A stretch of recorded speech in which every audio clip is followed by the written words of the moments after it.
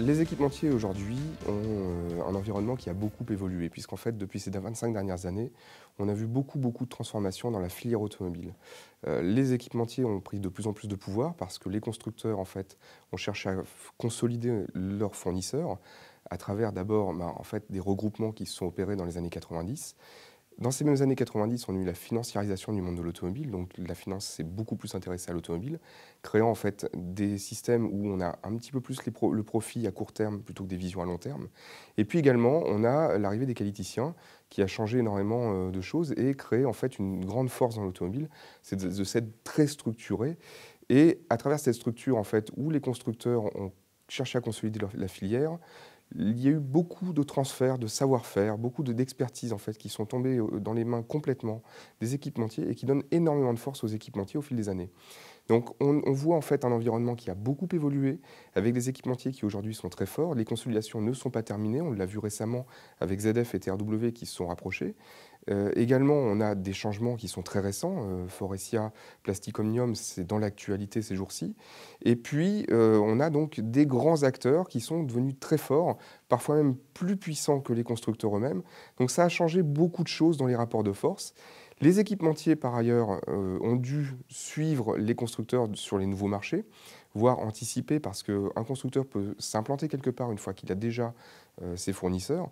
Donc il y a eu une internationalisation des équipementiers automobiles, de la filière parfois, puisqu'en fait un équipementier, il n'y a pas que le rang 1 qui se déplace. Et en fait, toute cette filière s'est internationalisée et en même temps, elle s'est restructurée, puisque les constructeurs, depuis les années 90, ont mis beaucoup plus de pression sur les prix. J'en parlais avec le problème de la financiarisation. Et on se retrouve avec une pression sur les prix qui a poussé en fait, les équipementiers à se restructurer, à faire beaucoup de downsizing. En fait. On est arrivé à une taille qui est aujourd'hui plus mobile, plus réactive. Et c'est une chose que les constructeurs, eux, n'ont pas forcément fait. Ce qui veut dire qu'il y a eu un petit biais, c'est-à-dire que les constructeurs ont vu dans les achats pas seulement de l'économie, mais éventuellement même une recherche de profit. Les équipementiers ont su lutter en fait en se restructurant et aujourd'hui ça en fait une grande force puisque les équipementiers sont avec une taille beaucoup plus en rapport avec leurs besoins, là où les constructeurs, eux, parfois par pression politique, n'ont pas pu faire ces restructurations-là. Même pendant la crise, on l'a vu, les fermetures d'usines ont été très limitées et donc les équipementiers ont tous ces changements-là peuvent les utiliser aujourd'hui comme une grande force pour pouvoir aborder l'industrie automobile, voire même au-delà, tout ce qu'on peut appeler l'industrie de la mobilité.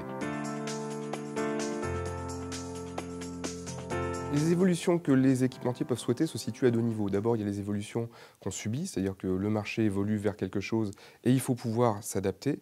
Et puis, il y a les évolutions qu'il faut pouvoir provoquer, conduire.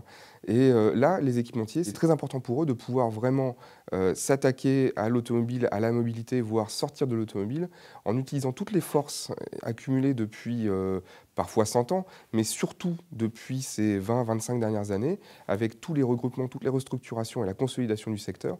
Ça, il faut pouvoir l'utiliser pour pouvoir comprendre où sont les nouveaux marchés, quelles mutations arrivent dans l'automobile, quelles bonnes choses peuvent apporter la nouvelle mobilité, les nouvelles mobilités aux équipementiers automobiles et quelles sont les forces qu'on peut utiliser donc, par rapport à tout cela pour avancer. Quels sont les rapports de force également que les équipementiers peuvent utiliser par rapport aux constructeurs pour savoir imposer plus de choses à la nouvelle figure des constructeurs qui sont de plus en plus aujourd'hui des assembleurs automobiles avec tout le côté design, produit, distribution qui est quelque chose qui est très fort pour les constructeurs. Mais toute la partie technique et technologique est aujourd'hui la force des équipementiers. Il faut vraiment le faire valoir, oublier les discours policés entre suzerain et vassal et être vraiment dans quelque chose où on est d'égal à égal, où il faut avancer ensemble avec les constructeurs et pas simplement être à la merci ou obéissant aux constructeurs.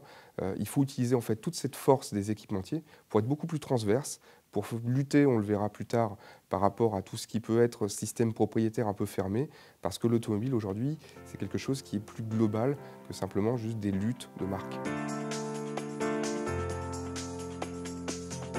L'automobile se décide sur des cycles longs, c'est-à-dire qu'on est sur des cycles qui durent 20-25 ans entre le début d'un projet, une plateforme qui va se développer, elle va être commercialisée, elle va être remise à niveau à mi-vie, elle va être utilisée encore sur les véhicules pendant une période de rechange. Donc on est facilement, parfois même sur des cycles qui vont jusqu'à 30 ans. Donc ça veut dire qu'il faut beaucoup anticiper. Chaque décision en fait, doit être prise à bon escient. Une mauvaise décision va avoir un impact pendant très longtemps. Donc il faut pouvoir avoir des échéances qui soient lointaines. Donc ça veut dire commencer très tôt. Toutes les décisions à prendre par rapport à l'automobile autonome, par exemple, sont des décisions qui d'ores et déjà étaient prises et qui vont continuer à être prises parce qu'il faut pouvoir s'insérer dans le marché, il faut pouvoir également s'adapter, pas seulement sur un marché de pièces en série, mais également sur un marché de rechange, puisque, alors pour reprendre par exemple le film Retour vers le futur, on voit des vieux véhicules être équipés de systèmes volants. Alors on n'en est pas là, mais il faut quand même penser à pouvoir équiper avec des systèmes rétrofit, avec des systèmes seconde monte, des véhicules pour pouvoir les mettre à jour, pour pouvoir s'organiser dans un marché, dans un univers qui change, pouvoir s'approprier les marchés et avoir des pièces qui soient vraiment efficaces pour pouvoir gagner des marchés en série, pour pouvoir gagner des marchés en rechange et pour pouvoir alimenter la rechange indépendante et toujours satisfaire les clients. Pour cela, il faut également faire une bonne intelligence de marché, savoir en fait où il faut regarder pour pouvoir bien anticiper, donc avoir une évolution souhaitable, la conduire et savoir également réagir, donc savoir où se trouver, quel est l'environnement. Les équipementiers doivent impérativement valoriser leur marque, leur savoir-faire, leurs expertises. Et pour cela, en fait, il faut vraiment communiquer, il faut vraiment savoir s'approprier le marché et savoir où se trouve ce marché. En fait, toute la base de cela repose dans l'intelligence de marché. L'intelligence de marché, c'est savoir capter les informations, savoir les processer, les restituer et éventuellement les protéger. On sait que dans l'automobile, il y a une culture paranoïaque du secret. On pense que tout peut être contrôlé, que toutes les communications peuvent être maîtrisées. Or, ça n'est pas le cas. La communication, en fait, c'est savoir anticiper, c'est savoir réagir suffisamment tôt, c'est savoir comprendre comment on va pouvoir influencer le marché. Donc tout cela, en fait, c'est l'intelligence. D'abord, c'est la captation. La captation, c'est savoir qui sont les clients, qui sont les prescripteurs de ces clients, qui sont également les canaux de distribution et quelle est la force de la marque. La marque est quelque chose d'extrêmement fort. Parmi les équipementiers automobiles, il y en a un qui a très très bien su valoriser en fait sa marque, c'est Valeo. Valeo est tellement fort que demain, Valeo pourrait vendre en fait n'importe quel type de pièce de véhicule. Il aurait la confiance du client en rechange et éventuellement même en série. Il faut que demain, les équipementiers puissent faire comme on le voit déjà aujourd'hui dans par exemple la photographie, où quand on achète un appareil photo, on va chercher une lentille d'une certaine marque avec un boîtier qui va être performant. Et en fait, c'est cette alliance qui va faire que le produit va être valorisé. Dans l'automobile, on commence à voir un petit peu apparaître ce genre de choses. On l'a vu depuis très longtemps avec l'audio embarqué, des systèmes Bose, JBL, Harman Kardon, des marques sont nombreuses. Mais également, on le voit avec certains moteurs, puisque aux États-Unis, on a des moteurs diesel qui sont fabriqués par exemple, des marques comme Cummins, qui arrivent et qui aujourd'hui, dans certains nouveaux pick-up trucks, on se retrouve avec la marque du moteur diesel sur l'aile du véhicule. Il faut pouvoir en fait valoriser beaucoup plus les marques présentes au sein d'un véhicule, comme le fait par exemple Ferrari sur ses stands dans les différents salons mondiaux, où on voit Ferrari qui donne une liste des équipementiers qui apparaissent et qui donc en fait sont valorisés à travers l'expérience de Ferrari, à travers le fait que ces équipementiers-là sont suffisamment forts pour être chez Ferrari. Donc il faut pouvoir se valoriser par rapport à cela. Donc ça veut dire que l'équipementier, étant donné que le constructeur assemble en fait un certain nombre d'équipements, de modules dans un véhicule, l'équipementier doit pouvoir être suffisamment fort, sa marque, son image, son savoir-faire doivent être valorisés pour que en fait, le client final devienne lui-même un peu prescripteur. Savoir en fait, aujourd'hui, on sait quel pneu on a sur sa voiture, il faut aller au-delà de ça. Il faut savoir quel siège on est le plus confortable, avec quel volant, avec quelle interface. Et on le voit d'ailleurs avec certains nouveaux entrants qui arrivent, comme Google ou Apple, qui s'introduisent aujourd'hui dans les interfaces on-machine. Donc ces IHM, aujourd'hui, deviennent des équipements automobiles dans lesquels, en fait, le prescripteur, ça va être le client, parce qu'il va avoir un téléphone Android ou Apple, Et à partir de cela, le client va savoir en fait quel véhicule il va préférer, s'il n'a pas le choix entre un système ou un autre. Donc il faut que les équipementiers sachent vraiment en fait qui vont être les prescripteurs, qu'on parle de clients particuliers ou qu'on parle éventuellement même de loueurs, de flottes d'entreprises. On voit certaines entreprises qui demandent, comme par exemple JC Deco, qui fait débadger les véhicules pour pouvoir les avoir dans sa flotte. Bah, au-delà de ça, alors là, on est dans l'effacement de la marque, mais à l'opposé, il faut pouvoir en fait valoriser la marque et pas seulement entendre parler de Forcia ou Plastic Omnium par rapport à d'autres activités pour Plastic Omnium ou par rapport à des résultats financiers pour Forcia.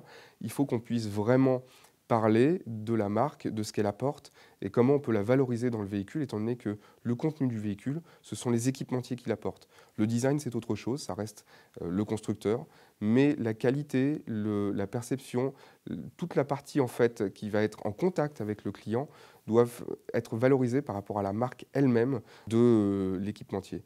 Et ce n'est pas seulement donc quelque chose de la série, c'est aussi quelque chose de la rechange. Je parlais il y a quelques instants de Valeo. Valeo n'est pas le seul aujourd'hui à être dans la rechange. Tous les équipementiers sont présents en rechange. De plus en plus de pièces, de boîtes, on voit de plus en plus en fait de clients qui sont sensibilisés à ça, grâce entre autres en fait à des sites comme Oscaro, Mister Auto et d'autres, il y a qu'à rouler, qui en fait vendent les pièces. Et quand on va choisir une pièce, on ne sait pas en fait à quelle marque on peut faire confiance. On ne sait pas quelle marque est montée en série sur son véhicule. Et c'est ça justement qu'il faut valoriser.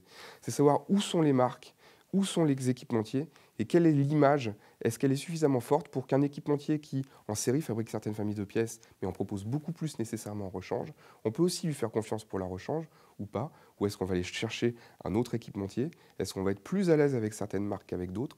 Tout cela, en fait, ça participe à une chose, c'est comprendre, aller chercher l'information du marché et savoir comment en fait on va restituer son image, comment est-ce qu'on va pouvoir en fait communiquer, pouvoir valoriser son image de marque, comment est-ce qu'on peut affirmer son expertise, sa compétence, sa force sur le marché et pas seulement dire bon ben j'ai une voiture de telle marque, simplement telle pièce va être de mauvaise qualité ou pas. C'est pas vrai puisqu'on le sait que les marques aujourd'hui sont transversales au niveau des équipementiers et donc cette transversalité là il faut pouvoir la valoriser à travers la série et la rechange. La mutation automobile en fait doit être appréhendée. Pour cela, donc, je l'ai dit, il faut faire une intelligence de marché. Et une intelligence de marché correctement menée, c'est-à-dire savoir en fait quel est l'environnement, où est-ce qu'il faut se placer par rapport à cet environnement, où est-ce qu'on va se placer demain par rapport à cet environnement. C'est savoir aussi prendre les bonnes décisions stratégiques. La stratégie, c'est pas juste avoir soit une personne visionnaire, soit établir un budget à 5 ans. La stratégie, c'est savoir où est son marché aujourd'hui, quelles sont les ressources dont on dispose, et savoir où est-ce qu'on va se placer demain par rapport à ces ressources-là et par rapport aux besoins du marché. Il faut savoir évoluer avec son temps, il faut savoir aussi savoir organiser ses propres disruptions et la mutation. Donc la mutation de l'automobile vers la mobilité est quelque chose qui doit être compris. Juste pour prendre un exemple, il faut se souvenir qu'un leader comme Kodak était leader sur l'argentique dans la photo pendant très longtemps. Kodak a inventé l'appareil photo numérique, mais Kodak s'est dit non, on ne va pas casser le marché là où on est très rentable sur l'argentique. Ils ont complètement loupé le marché. Aujourd'hui, c'est une entreprise qui est en grande difficulté. Donc en fait, il faut savoir aussi se placer sur le marché de demain, appréhender toutes ces mobilités, toutes ces nouveautés en fait, et toute la mobilité autour de l'automobile, mais largement au-delà, puisque en fait, il faut pour l'équipementier savoir pas seulement innover, mais être créatif. L'innovation, c'est savoir mettre en place quelque chose de nouveau. Donc c'est le processer, c'est l'adapter, c'est le rendre commercialisable. La créativité, c'est quelque chose de très important et les équipementiers sont beaucoup plus à même de faire preuve de créativité que les constructeurs. Pour plusieurs raisons. La première, c'est que les constructeurs sont des entreprises qui ont 100 ans ou plus, qui ne se sont pas suffisamment restructurées, donc qui ont beaucoup de mal à se renouveler, à créer des pôles de créativité. Il y en a eu, il y en aura encore, mais ça reste toujours très difficile. Tout est très processé, tout est très policé, c'est très dur en fait d'avoir quelque chose qui sorte de la boîte, qui soit vraiment disruptif et qui vienne d'un constructeur. Ça arrive, c'est plutôt rare. Les équipementiers, eux, doivent justement, pour survivre, largement innover, faire preuve d'énormément de complexité, d'approche, de choses un peu nouvelles. Et tout cela, en fait, se conduit à travers des terreaux favorables à des créations, des choses nouvelles et des choses qui vont s'adapter au marché. Et pas seulement voir des nouveaux entrants qui viennent d'ailleurs, qui apportent une idée nouvelle comme Google, avec les IHM, alors que les IHM étaient des choses qui étaient uniquement de l'automobile. De plus en plus, ça va être quelque chose qui vient de l'IT, de la Silicon Valley. Les constructeurs peuvent se le réapproprier à travers, de toute façon, les équipementiers. Donc en fait, tout ça, ça fait partie de la mobilité, ça fait partie des mutations qu'il va falloir savoir comprendre et conduire, qu'il faut déjà avoir compris aujourd'hui. Et par rapport à tout cela, en fait, savoir s'insérer dans ce nouvel environnement de mobilité. L'automobile, pendant très longtemps, ça a été concevoir une voiture, la produire, la vendre, l'entretenir et puis la sortir du marché, ce qu'on appelle le VHU, véhicule hors d'usage. Au-delà de ça, demain, on est en train de rentrer, même déjà aujourd'hui, dans l'économie du gratuit. Alors on parle souvent dans l'automobile du problème des données de l'utilisateur de la voiture. C'est un faux problème. En fait, le plus gros problème derrière, c'est qui va s'approprier ces données et qui saura les exploiter. Google rentre dans l'automobile justement parce qu'ils savent comment ils vont exploiter ces données-là. Les constructeurs disent que les données appartiennent toujours au propriétaire du véhicule, mais en gros, ils veulent les exploiter. Le problème aujourd'hui, c'est qu'on est sur des systèmes propriétaires. Les systèmes propriétaires sont fermés et donc ne permettent pas en fait de pouvoir croiser suffisamment les données. Or, l'économie du gratuit, c'est justement pouvoir avoir des systèmes assez autonomes et assez transverses pour pouvoir matcher un certain nombre de choses, pour pouvoir valoriser en fait tout cela et faire bénéficier d'un service à l'utilisateur et donc avoir des véhicules qui sont beaucoup plus tournés vers en fait une facilité d'usage intuitive et dans lequel en fait on n'aura pas forcément besoin de faire l'apprentissage du véhicule, on va arriver à un certain nombre de choses seront déjà connues. Le propriétaire, l'utilisateur va pouvoir s'approprier facilement les choses puisqu'il les connaît déjà. Comment insérer un équipementier là-dedans?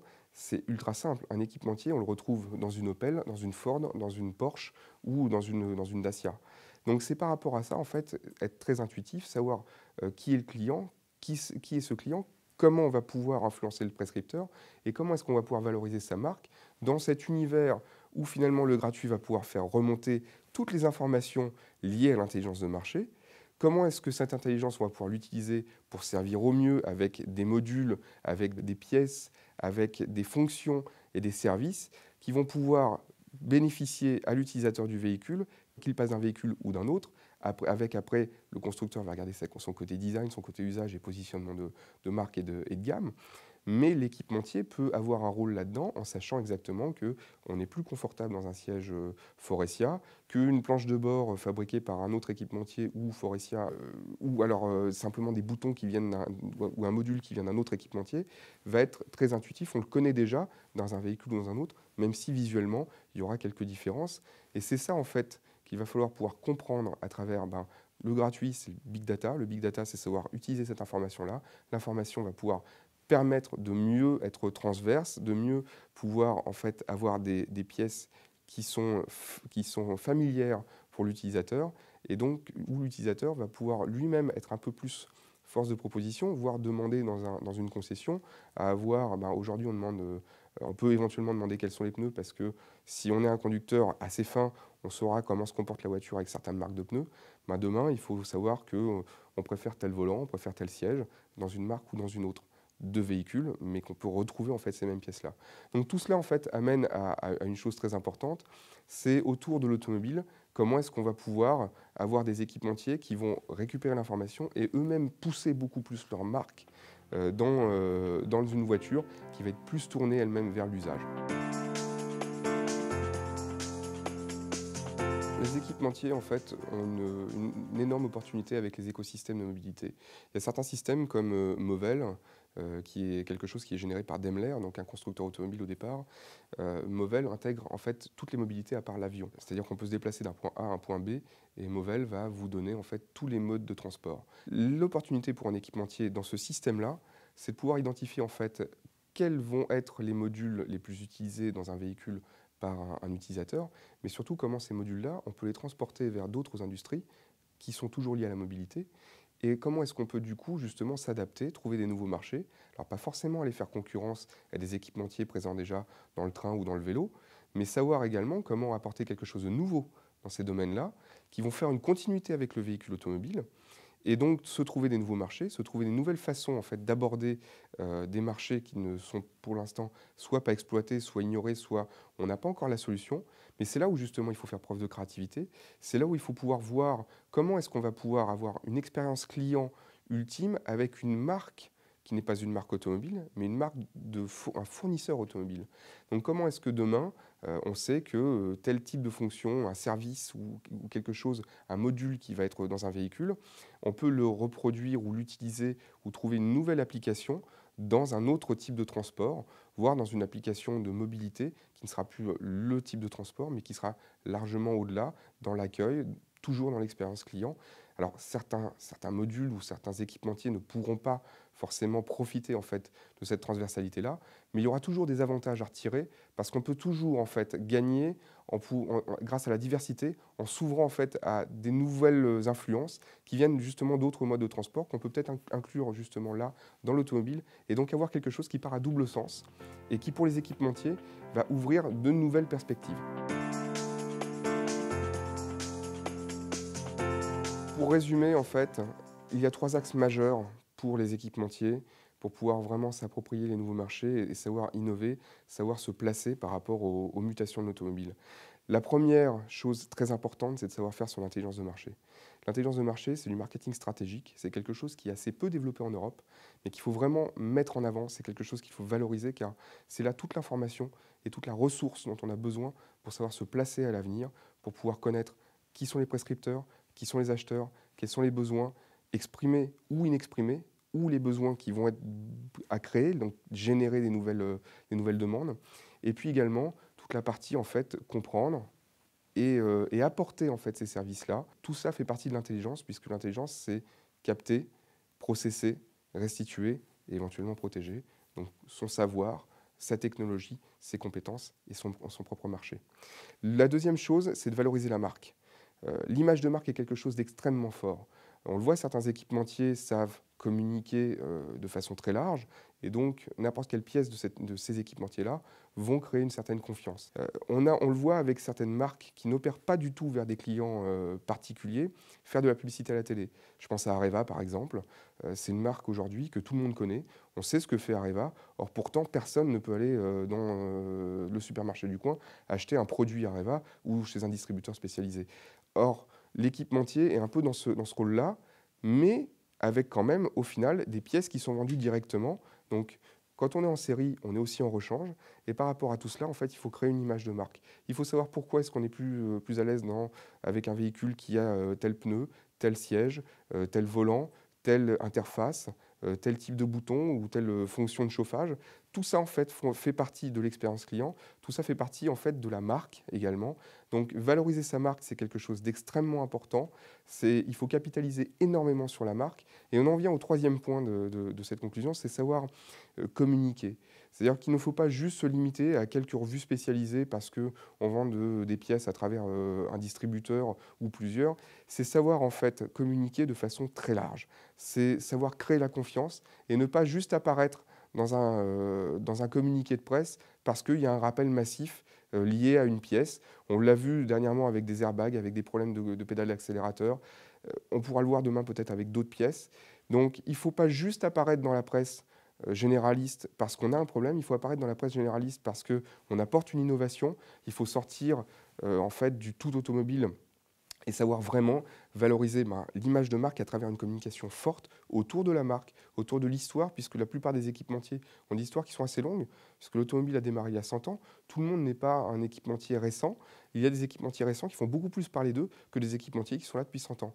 Google aujourd'hui est beaucoup plus fort quand on parle d'automobile que parfois des marques qui sont là depuis 100 ans et qui ont une grosse expertise sur des fonctions et des services dans l'automobile. Donc il faut vraiment communiquer, il faut savoir en fait communiquer sur des axes qui sont aujourd'hui pas simplement ceux de la pièce automobile ou ceux simplement de l'équipementier métier tel qu'on l'a aujourd'hui. Il faut communiquer de façon très forte, donc avec l'image de marque et en sachant où est son marché, donc avec une bonne intelligence. Tout ça fonctionne vraiment ensemble. Et donc pour les équipementiers aujourd'hui et demain, l'essentiel, c'est de pouvoir s'approprier, conduire le changement lié à l'automobile et à la mobilité à travers une force fabuleuse qui est la marque. Merci à vous tous.